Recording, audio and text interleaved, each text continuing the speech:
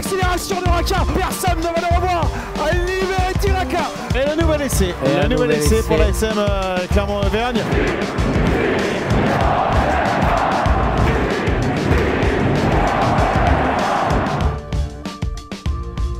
Bonjour à tous, soyez les bienvenus dans l'épisode 11 d'Ici Montferrand, le podcast qui s'intéresse à l'actualité de l'ASM. Dans quelques instants, on va débattre autour de cette question. L'ASM doit-elle craindre la montée en puissance du loup? Pour en parler, on a réuni les meilleurs spécialistes ovales de la région. Frédéric Vernat, du coup, Jean-François Nunez et Valérie Lefort. Bonjour messieurs. Salut Manu. Salut Manu. Bonjour, j'ai eu peur, j'ai cru que tu allais dire les meilleurs spécialistes du loup, mais non.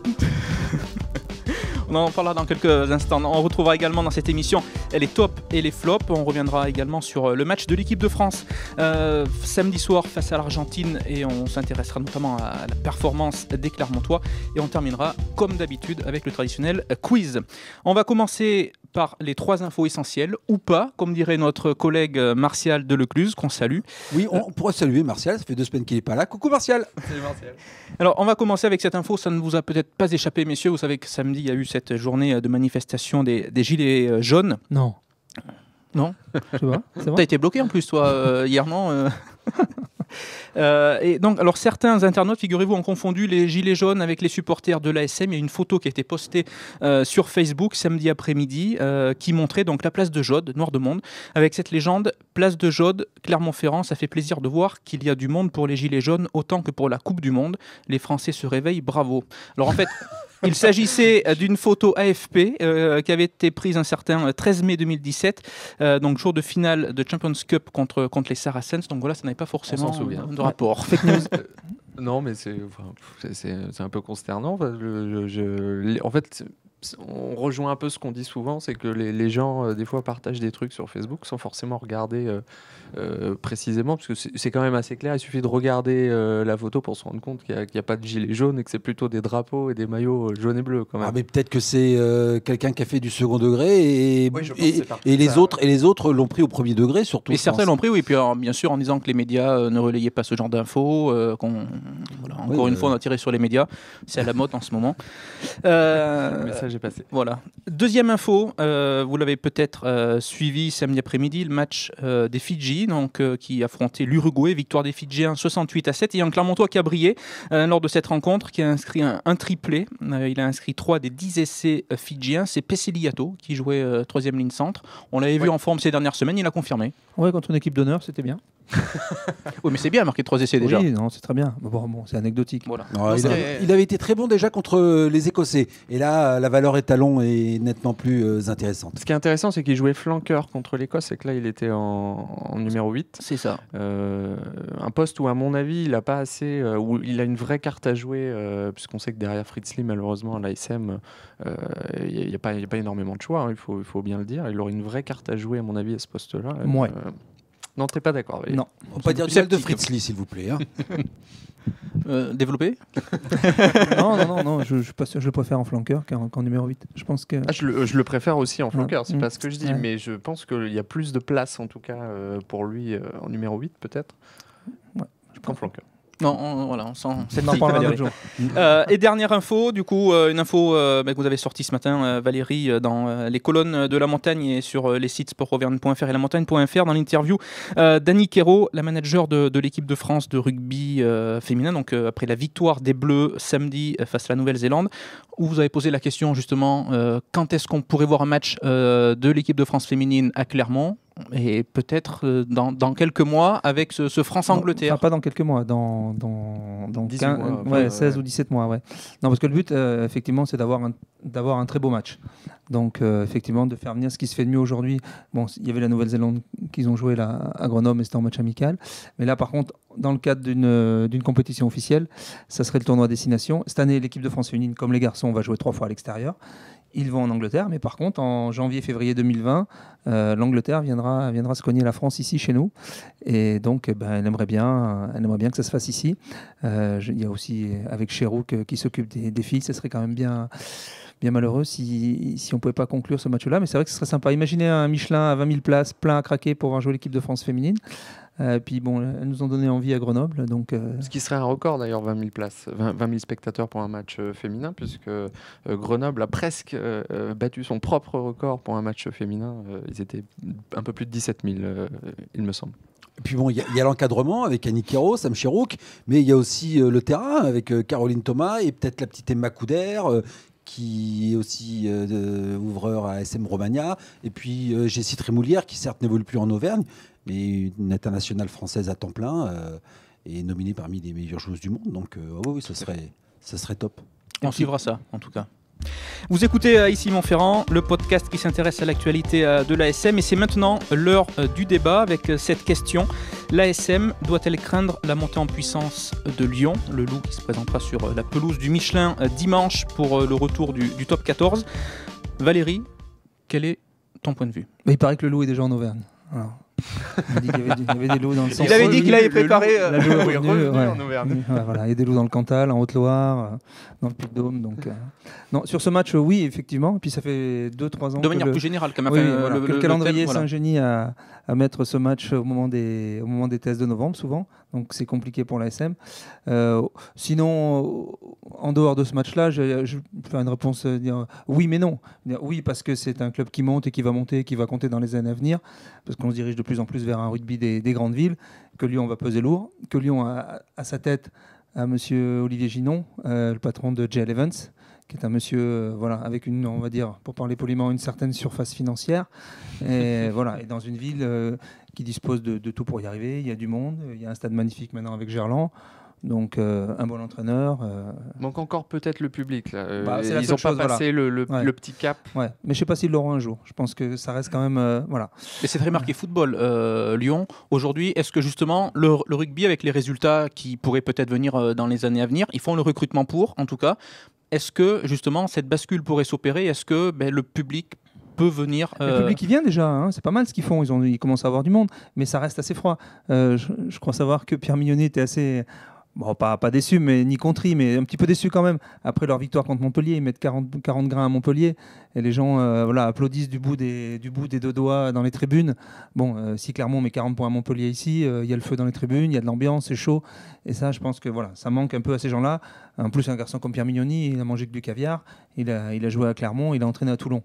Donc forcément, quand on débarque à Lyon, entre guillemets, réputée ville un peu bourgeoise, un peu froide, et ça se retrouve dans le rugby, donc c'est un peu plus difficile. Ils ont un peu buté sur la dernière marche, souvent, le Loup, ces dernières saisons.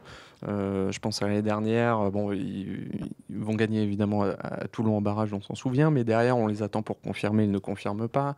Les saisons précédentes, on les attendait en phase finale, ils butaient au dernier moment. Ouais, mais cette saison en Coupe d'Europe, on était en droit d'espérer sans doute un peu mieux qu'eux. Il manque le résultat peut-être qui fera que les gens viendront. Il est dur, hein. Ouais, non, mais c'est un jeune club. Ouais, c'est ça. Oui, c'est vrai. C'est un vieux club. C'est un club historique. Il est créé au fin du 19e, je crois. Mais c'est un jeune club au sein de l'élite. Rappelez-vous, il y a 4-5 ans, le Loup, ils jouaient où? Eh ben, ils allaient au stade Jean Alric en Pro D2. Ils perdent d'ailleurs. Que vous connaissez bien ce stade d'ailleurs. Oui, non, mais ils allaient ferrailler du côté de Narbonne, malheureusement qui a disparu. Ou du côté de Tarbes. Aujourd'hui, non, Lyon a franchi le cap. Ouais, c'est clair. Ils ont fait ce que Bordeaux n'a pas su faire. Voilà, c'est un club qui se stabilise au plus haut niveau seulement depuis 2 saisons. C'est pour ça que je dis que c'est un jeune club.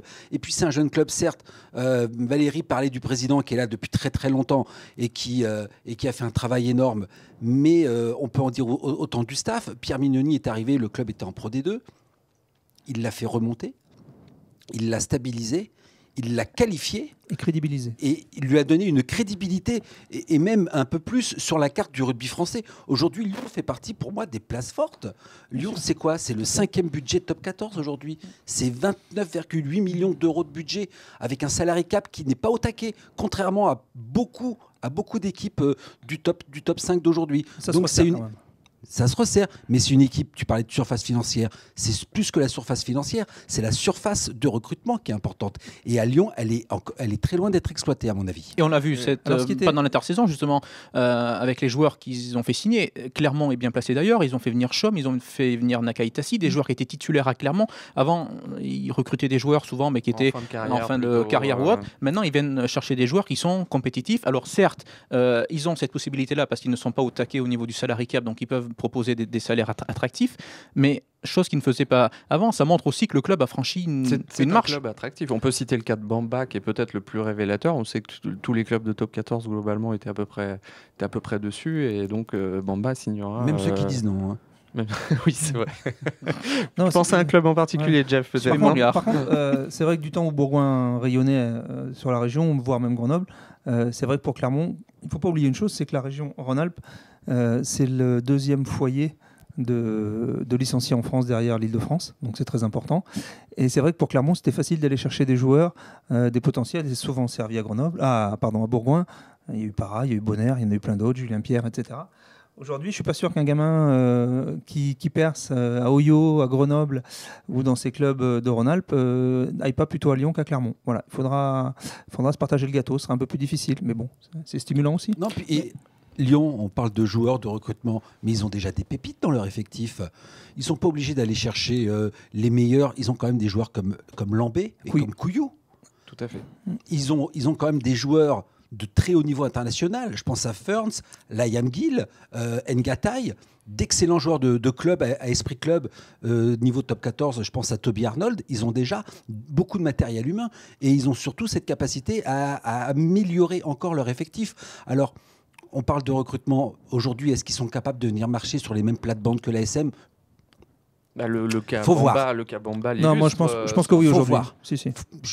Mais je pense que c'est à court terme et pas encore à moyen terme, mais à court terme, c'est un club qui pourra venir se mêler et être un réel concurrent sur la région Aura de l'ASM. Parce qu'ils sont en train de transformer Gerland en machine de guerre. C'est ça justement. Donc en machine à cash. Voilà. Ils sont en train de refaire le stade, les loges, tout ce qui se fait autour. Les Clermontois d'ailleurs avaient déjà pu le constater lors de la demi-finale de Coupe d'Europe contre le Leinster. Franchement, ce stade Gerland, alors pour y avoir été aussi quelques fois à l'époque du foot, honnêtement ils l'ont retapé, c'est super. Là, il y a tout un tas de beaux dégâts autour. On sent la patte là vraiment de JL Evans. Je veux dire, on va à Gerland pour voir un match évidemment, mais aussi pour passer un bon moment. Ce qui est génial, c'est qu'il est en centre-ville, quoi. Tout à fait. Voilà. Alors, ce qui n'était pas le cas du stade à Vénissieux. Fallait aimer le rugby pour aller au stade en ferraille là. Alors tu parles de celui Matmut, qui était sur le premier Matmut, du coup. Celui qui était sur le bord de la 2x2 voies. Parce qu'avant, tu avais aussi Vuillermé. Le stade Vuillermé, qui était perdu en Moyen-Âge. Ah non, mais j'y étais. C'est ce qu'on dit, Moyen-Âge. Le Loup a joué en top 14 à Vuillermé lors de ses premiers passages. Non, moi après la montée en puissance du Loup, ça me semble très intéressant pour l'ASM. Au contraire, je trouve que c'est un bon moyen de créer une émulation dans la région. Parce que pour moi, la prochaine rivalité, le prochain derby, désolé Manu, mais c'est vrai, avec nos amis brivistes en Pro D2, je pense que le prochain derby, c'est celui contre le Loup. Il y a déjà une rivalité qui est économique entre Clermont et Lyon, qui à tout point de vue, avec cette nouvelle grande région, je pense que sur le plan sportif, ces deux clubs peuvent être amenés à batailler en haut du classement. Je ne suis pas sûr qu'il y ait une rivalité économique encore, parce que on ne se partage pas le même gâteau. Lyon est dans une autre dimension. Je pense que là-dessus, il y a encore de la marge. Mais effectivement, sur le plan sportif, oui, ça peut devenir quelque chose d'intéressant. À moins que Brive remonte. Parce que c'est vrai, je pense qu'entre un Clermont-Brive et un Clermont-Lyon, sur le plan affectif, auprès des supporters, il n'y a pas photo. C'est du 80-20. Parce qu'il y a l'histoire. C'est l'histoire aussi. Il y a la relation. Bien sûr. Au-delà rappeler que Toulon, la rivalité dont on parle aujourd'hui, c'est plutôt Toulon-ASM, une rivalité qui est assez récente, qui a une dizaine ou une quinzaine d'années tout au plus. Vous parliez de l'aspect politique, justement. Lyon est la capitale de la grande région, donc pouvoir de décision. Est-ce que justement ça peut peser ça au niveau sportif ? Tant que Clermont aura des résultats, non, je vois pas en quoi ça peut gêner le développement de l'ASM. Je ne veux pas dire qu'ils vivent en autarcie, c'est pas le mot, mais non, je pense là-dessus, chacun a son libre arbitre, chacun a sa zone de chalandise. Alors après qu'il y ait quelques supporters qui soient entre Roanne et je sais pas quelle commune, je sais pas, la Tour du Pin, et qui hésitent, voilà, de temps en temps, il y a des gens qui sont entre les deux dans la Loire ou même tout en haut du Rhône. Quand on prend l'autoroute, on met 50 minutes pour venir à Clermont. Peut-être que s'ils veulent voir un super match de Coupe d'Europe un jour, ils viendront à Clermont, et puis de temps en temps ils peuvent pourquoi pas aller à Lyon. Saint-Etienne, ils préféreront toujours venir à Clermont quand même. Vous parliez c'est pas là-dessus que ça se joue, des partenaires tout à l'heure, toutes les transformations justement qui ont été entreprises au stade Gerland. L'ASM a souvent été cité en exemple à l'époque du stade Michelin. C'est vrai que l'ASM était précurseur un petit peu dans ce domaine-là. Aujourd'hui, est-ce que Clermont justement peut faire plus pour ses partenaires au niveau des infrastructures ici au stade Michelin et suivre peut-être l'évolution que prendra Lyon? C'est déjà pas mal quand même. Ouais, sur les infrastructures. Oui, effectivement, mais est-ce que du coup l'ASM, parce que si Lyon se développe, est-ce que l'ASM peut encore franchir un palier supplémentaire? Le grand stade Le grand stade à Clermont. Mais c'est vrai, c'est pas idiot ce que tu dis. Le stade Montpied à 30 000 le stade Montpied à 30 000 places pour les très très grandes affiches ou de championnat ou de Coupe d'Europe. La demi-finale contre le Leinster, ça aurait été bien de la jouer à Clermont plutôt que d'aller à Lyon. Ce que Lyon peut faire dans sa ville, parce qu'il y a le parc OL. Ils vont à Deux Signes, ils vont au Groupama et c'est 62 000 places, je crois. Et alors eux, c'est encore dans une autre dimension, une autre galaxie. Mais bon, alors après, à Lyon, ils ont quand même aussi tu parlais de football tout à l'heure, Manu. C'est vrai que l'Olympique Lyonnais de Jean-Michel Aulas, masculin et féminin, c'est important de dire l'Olympique Lyonnais féminin, c'est quand même le plus grand club de football féminin d'Europe. C'est quand même aussi une très très forte concurrence, alors qu'ici à Clermont, non, il y a l'ASM. Il y a le basket aussi avec l'Asvel. Oui, mais ici à Clermont, l'ASM, elle est très au-dessus et très devant tous les autres. Donc elle a encore un coup d'avance ici, et je pense que malgré tous les efforts que Lyon peut faire, alors à la fois la présence du football, ça peut être un frein, ça peut être aussi une façon de trouver des solutions différenciées pour continuer à progresser.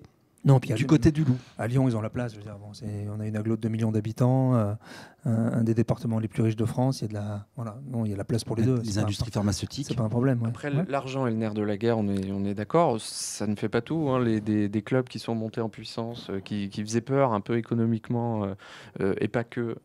À l'ASM, on en a vu beaucoup. On parlait de Montpellier ces dernières années, de Toulon, du Racing, d'autres. On voit que finalement, oui, ces clubs sont là, effectivement, mais l'ASM aussi. L'ASM reste en haut de l'affiche en luttant avec ses armes. Après, c'est une question, à mon avis, c'est une question d'homme et une question de gestion à la fois des choses qui ne concernent pas le terrain, et à Lyon, c'est très bien fait, et des choses qui concernent le terrain, et ils ont un super meneur d'hommes à Lyon. Ils ont un super manager. C'est sûr que Pierre fait du bon Pierre travail. Mignoni fait partie aujourd'hui des 3-4 meilleurs entraîneurs français. Sera-t-il encore là l'année prochaine? Suivez mon regard. Ouais. Mais bon, on en parlera dans quelques instants peut-être dans les tops et les flops. Les tops et les flops qu'on va aborder d'ici quelques petites minutes dans cette émission ici à Montferrand. Avant cela, on va évoquer rapidement le match de l'équipe de France samedi qui a battu l'Argentine à Lille. Ça faisait longtemps. Alléluia. Ça faisait longtemps qu'on n'avait pas vu les Bleus triompher. Un petit mot rapide sur la performance des Clermontois. Ils étaient 3 au coup d'envoi: Arthur Ituria, Sébastien Vamaina et Camille Lopez. Comment les avez-vous trouvés? Si ils sont 3, si on devait les mettre sur un podium, je mettrais 1 Ituria, 2 Lopez, 3 Vamaina, mais pas Vamaina, pas largué du tout. Il fait un bon match, sérieux. Lopez aussi monte en puissance, c'est bien à l'ouverture, il s'installe. On l'attendait avec son retour et il est en train de prendre toute sa place, je trouve ça très bien. Et puis Arthur Ituria, je sais pas, une surprise. Hors concours. Voilà, peut-être qu'ici on avait un œil un peu différent parce qu'on le voyait faire. On l'a vu faire déjà ce qu'il était capable de réaliser en 3e ligne. Moi, je le garde en tête parce qu'il n'y a pas d'image. Mais le match qu'il avait fait à Northampton, c'était un match de malade. Il avait été exceptionnel. Je me souviens, pour en avoir parlé après avec le coach anglais, il me disait what a player, quel joueur, quoi. C'était vraiment, il avait survolé le match. Ouais. Donc non, je suis pas surpris de le voir là. Moi, je mettrais en évidence la performance de Camille Lopez. Ce qui me semble très intéressant dans son match, c'est souvenez-vous, il rate complètement ses toutes premières minutes. Là, il fait le renvoi direct en touche. Il rate une passe. C'est pas le genre de circonstances en général qui vous mettent un ouvreur dans les meilleures conditions psychologiques. Et on a vu que derrière, pas perturbé du tout, le garçon. Il a vraiment alterné le jeu avec brio et non, vraiment une très bonne performance. Avec ça. Oui. Non, je plaisante. J'ai pas compris. Non, tu disais avec brio, je disais non avec Sorin. Non, mais on reparle d'Ituria, troisième ligne, le flanqueur, mais rappelons-nous, il y a l'un des premiers numéros du podcast, on avait fait le débat Le justement premier d'ailleurs, me semble-t-il. sur ce joueur, et fallait-il le laisser en deuxième ligne, fallait-il le déplacer en troisième ligne, il y avait des pour, des contre. Bon, on était tous pour dire que c'était un immense joueur d'avenir et qu'il était déjà très bon en deuxième ligne et qu'il avait pris une nouvelle orientation et on voulait le voir le jauger au niveau international.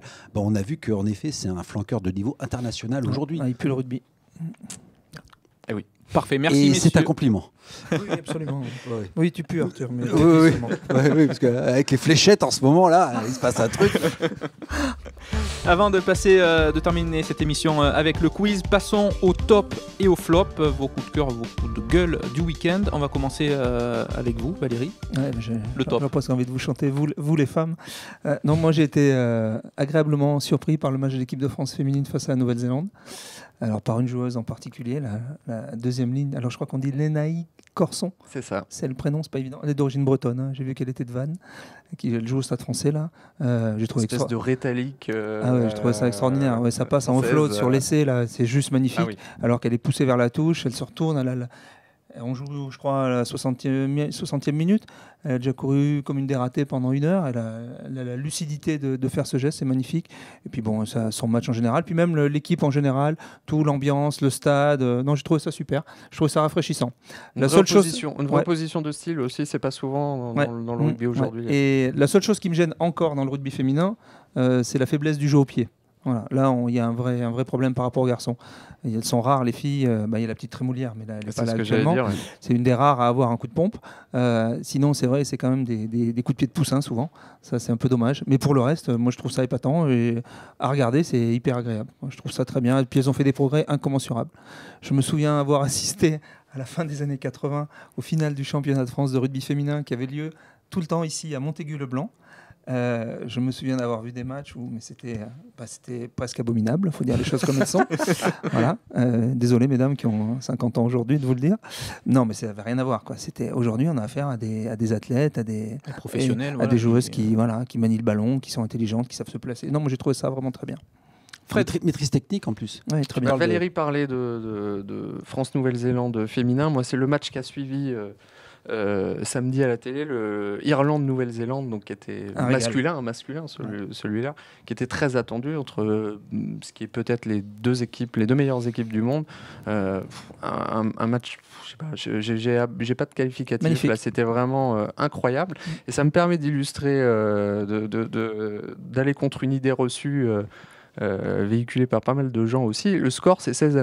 Il n'y a eu qu'un seul essai, parce qu'on a tendance à juger les matchs aussi au nombre de points marqués. Là, il n'y a eu qu'un essai marqué dans ce match, et pourtant c'était un match d'un niveau, mais vraiment, moi ça faisait longtemps que j'avais pas vu un test de ce niveau-là. Et avec vraiment. Une chose absolument incroyable dans ce match, depuis quand les All Blacks n'avaient pas marqué un essai dans un match? N'avait pas marqué. Oui. Là, ils ont mis 9 points au pied. Donc, les All Blacks n'ont pas marqué d'essai. La dernière fois que les All Blacks n'ont pas marqué d'essai dans un match. Je crois. Moi, je vais vous rassurer, je n'ai pas cherché, donc vous regarderez, vous chercherez. Ça fait un bail, je pense. Hein. Non, sérieux, je crois que c'est la question, mais t'as pas la réponse. J'ai la réponse. Ça me revient, c'est 2017 contre les Lions britanniques. Donc c'est pas. Mais c'est pas une. Mais contre une sélection, contre un pays, ça doit remonter à loin. On regarde. Jean-François. Moi, c'est bon. On a parlé de la victoire de l'équipe de France face à l'Argentine, c'est très bien. Mais il y a quand même 2 joueurs que je voudrais détacher. J'ai déjà un tout petit peu parlé d'Ituria, et le second, c'est Gaël Fickou. Il a été tout bonnement déterminant, décisif. On pourra utiliser tous les qualificatifs. Il a fait un match énorme. On en est à se demander pourquoi d'ailleurs. Moi, il n'était pas titulaire. Pourquoi il n'était pas titulaire? Tu penses qu'il a fait oublier Doumerou? Qu'on vienne pas m'expliquer que c'est par rapport à un profil ou à une complémentarité de joueurs, ou par rapport à un profil de joueur par rapport à un adversaire. Je suis désolé, quand un joueur est aussi étincelant et marche sur l'eau comme Gaël Fickou en ce moment, il est titulaire et puis point barre. La politique de l'homme en forme. Voilà, la politique de l'homme en forme. Alors, Geoffrey Doumerou, le pauvre, certes, il était... Un bon joueur de club. C'est un très très bon joueur de club. Non, c'est un très bon joueur de club, franchement. Hein. Mais en ce moment, entre lui et Ficou, il n'y a pas vraiment photo. Ce que je trouve hallucinant à propos de Ficou, c'est son frère qui jouait avec le Stade Toulousain ces dernières années, parce que là, c'est son joueur, frère. en fait. Non, mais c'est son frère, mais avec 5 kilos de plus aussi. Et là, il a délesté un peu. C'est ce que je voulais dire. Il a un tout petit peu fondu. Il n'a pas perdu en vitesse. Je ne suis pas le plus grand fan de Maestri, mais on voit qu'il est quand même revenu à un niveau. Ils me font penser, là, eux, avec Heineken Meyer au Stade Français, quand Cotter est arrivé ici et s'est occupé des Clermontois les 2 premières années, c'est chargé de les décoiner. Il les a mis à la diète. Puis de les mettre vraiment au boulot, quoi. Et c'est ce que fait Meyer au Stade Français. Voilà, il y a une exigence et une approche du travail qui est différente. Et ça paye. On va passer au flop. Valérie. Alors c'est un flop un peu sévère, mais voilà, moi c'est le match de Picamol. Voilà. Alors il fait pas un mauvais match, hein, mais bon franchement, je trouve qu'il y a une énorme différence, il y a une inadéquation récurrente entre le potentiel et le rendu. Voilà, on attend toujours plus de ce garçon et je trouve que ça plafonne. Voilà, ça reste gris clair. Voilà, c'est jamais depuis qu'il est revenu à Montpellier, c'est vrai qu'il c'est pas étincelant et voilà. Mais le problème, c'est vrai que quand on se retourne en 8 en France, il n'y a pas grand-chose. Alors est-ce qu'il faut déjà lancer un peu le petit Joseph? Peut-être un peu court quand même. Hein. C'est short. Oui, c'est un peu court. Short, hein. Effectivement, il joue pas en club non plus. Mais c'est vrai que ça pose un vrai problème, quoi. Et toutes les grandes nations ont tous des grands 8. Alors nous, on a un grand 8, hein, je ne sais pas combien il mesure. Mais voilà, je trouve qu'il ne rayonne pas à la hauteur de son potentiel. Un problème, on parlait de Joseph, mais que ces jeunes champions du monde avec les moins de 20... Elle n'est pas un peu plus de temps de jeu, alors ils partent dans des grands clubs, le cas de Joseph, mais c'est vrai que malheureusement derrière, ce serait bien de les voir un petit peu à l'œuvre aussi. Ah ben Joseph, ce serait plus sympa qu'il soit prêté cette saison à Agen ou à Perpignan. Hein. Il jouerait, il se frotterait, il pourrait s'étalonner. Alors c'est vrai que là au Racing, il va faire 4-5 feuilles de match dans la saison. Des bouts de match comme par-ci par-là, c'est un peu dommage. Oui, alors qu'à Bayonne ou à Brive, y a des champions du monde des moins de 20 ans qui ont du temps de jeu.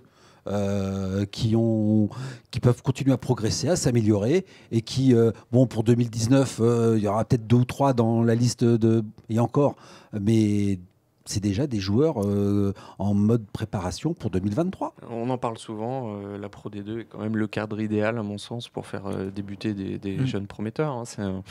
C'est quelque chose qui est très peu utilisé par les clubs professionnels. Je suis très surpris toujours de voir peu de joueurs prêtés par les clubs de top 14. Le problème, il y a aussi un problème de réglementation. Je pense que si les clubs pouvaient, en cas de coup dur dans une saison, les récupérer, voilà, alors, exactement. Il faudrait changer la réglementation. C'est le vrai problème, c'est le frein à chaque fois.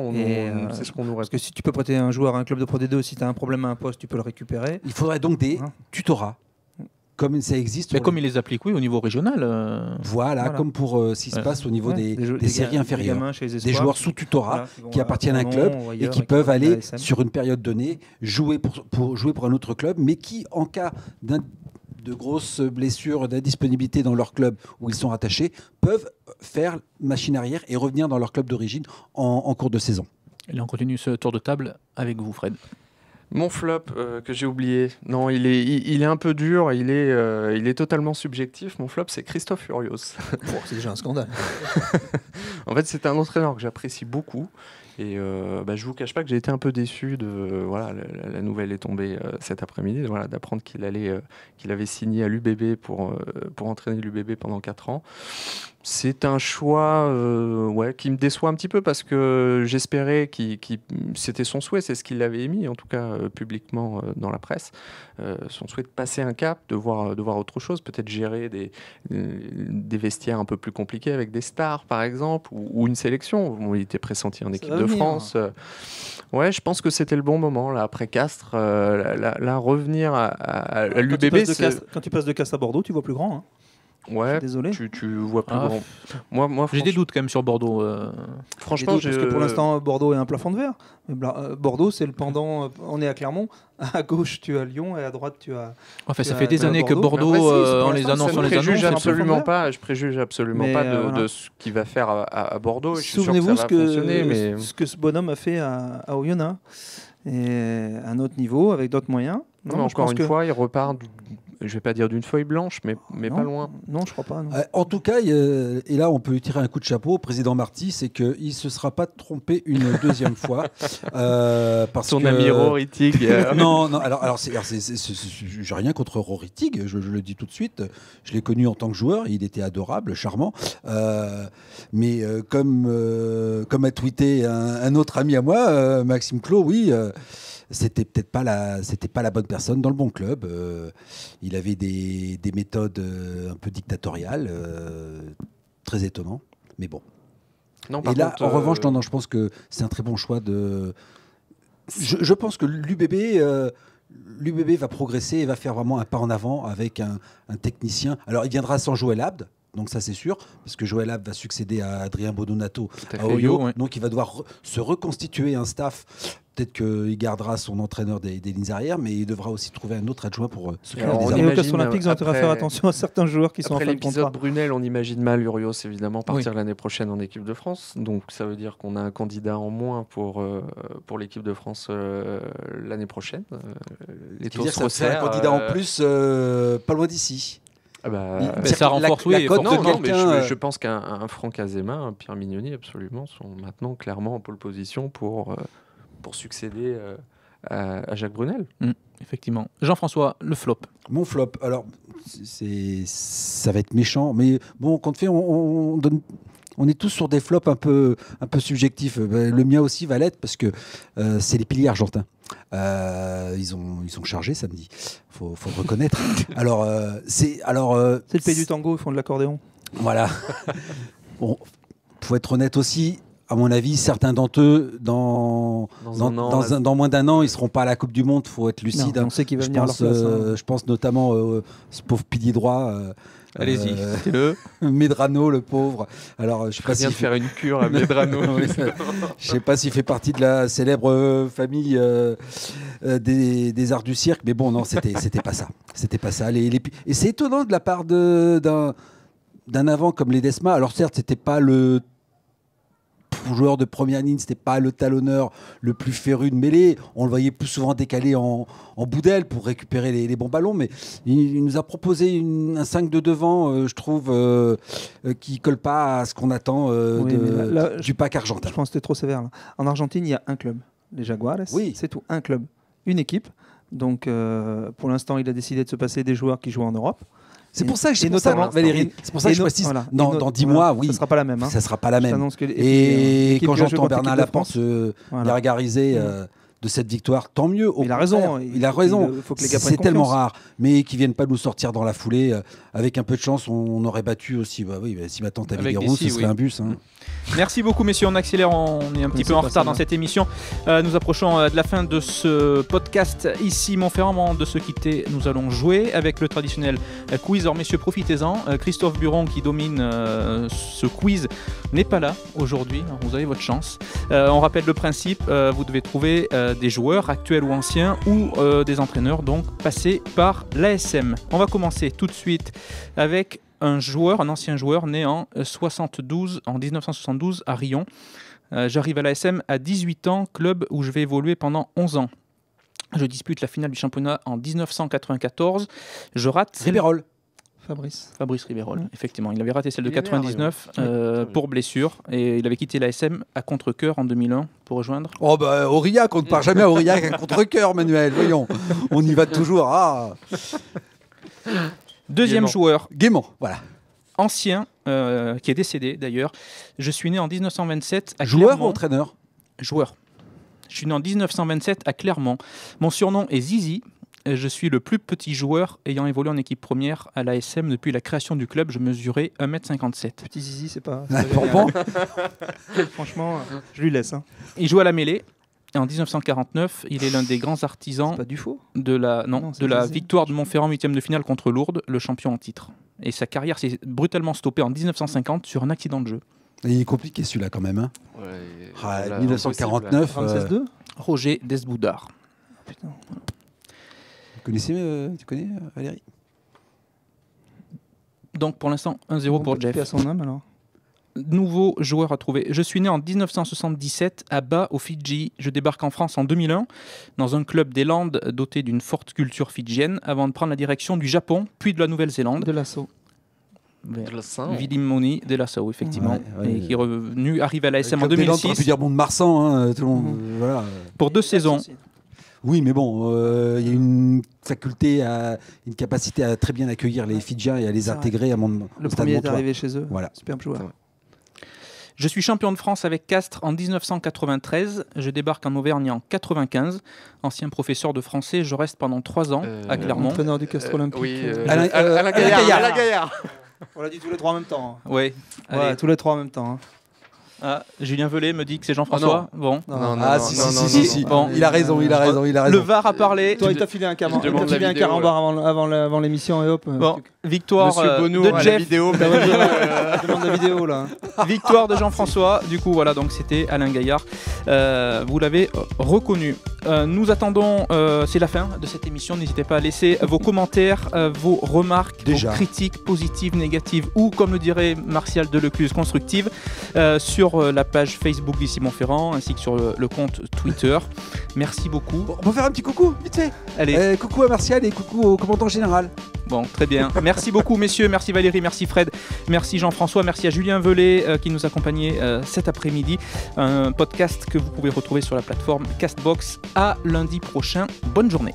Salut. Au revoir.